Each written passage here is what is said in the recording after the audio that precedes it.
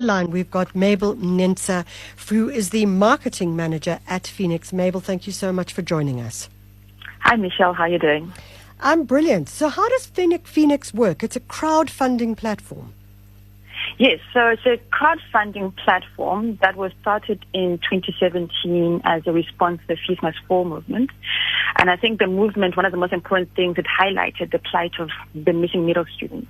Yeah. And so the platform gives South Africans an opportunity to engage and to get to know students that they're funding. It's like matchmaking, sort of, in that students come on the platform, they create a profile, put up their fee statements, and tell their stories about why they need funding. And then funders can come along and then they connect with students who resonate with them, and then they can fund them.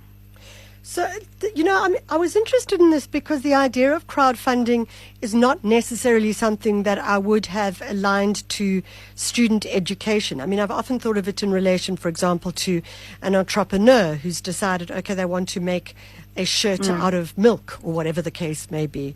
And in fact, that was a true story. But so how have you actually managed to get people to become far more engaged in what they're selling, which is their education, and people who want to buy, which is to pay for the education?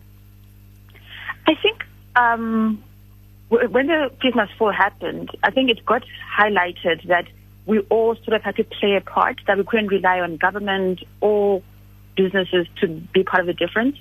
Yeah. So with this, it's sort of like also the amounts that students owe seem so large sometimes. Yes. So with this crowdfunding, we can able to tap into our pockets and put what we can, so like 100 Rand or 200 Rand or 5,000 or 10,000, whatever you can afford. So it sort of makes it seem more doable.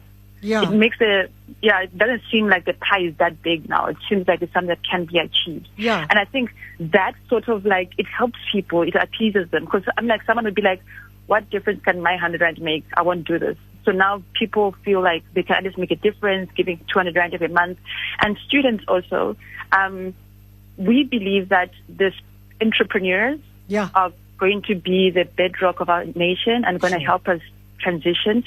And we are teaching students the entrepreneurial skill and to see themselves as a brand.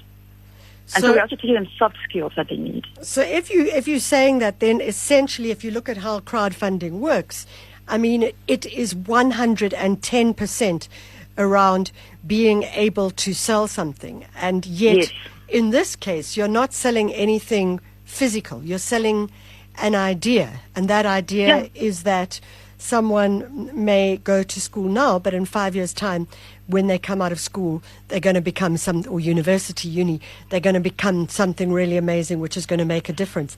How are you getting them to sell themselves like that? Students, basically, they have to put up their profile, and then we give them ideas on what type of story to put out. We believe in not selling poverty porn or sad stories. Yeah. It's more about the future, not about where they're from, but it's more focusing on the future and what they want vision. to do.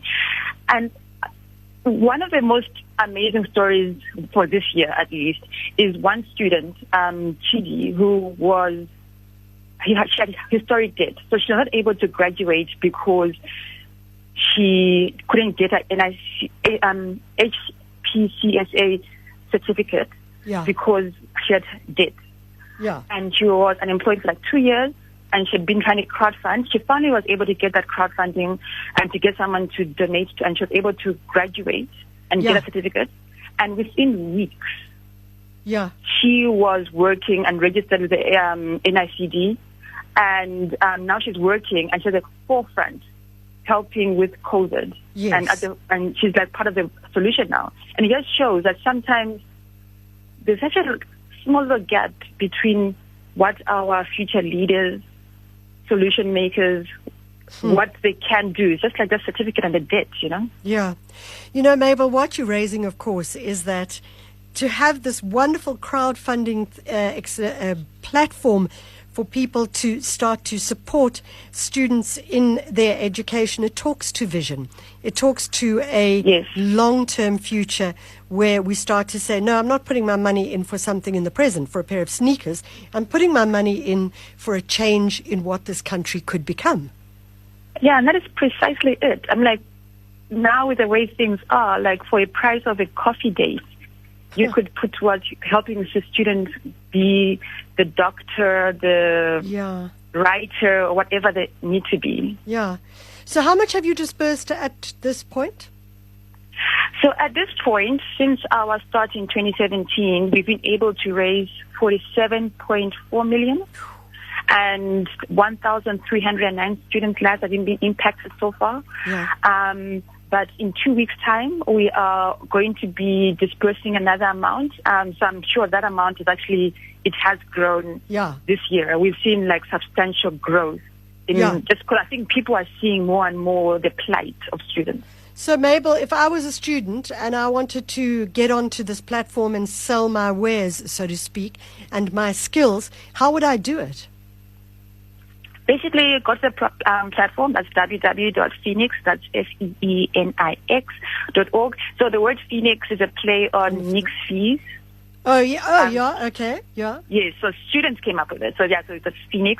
Then they just go on. They put in their information. They have to give us their student fee statement, because we don't pay directly to the students. We pay only to the university. Ah, brilliant. And so all the amounts that they say, we have to double check with the university, and then they put in all the details, ID, all that information, and then we do a household income check in the background. We moderate it.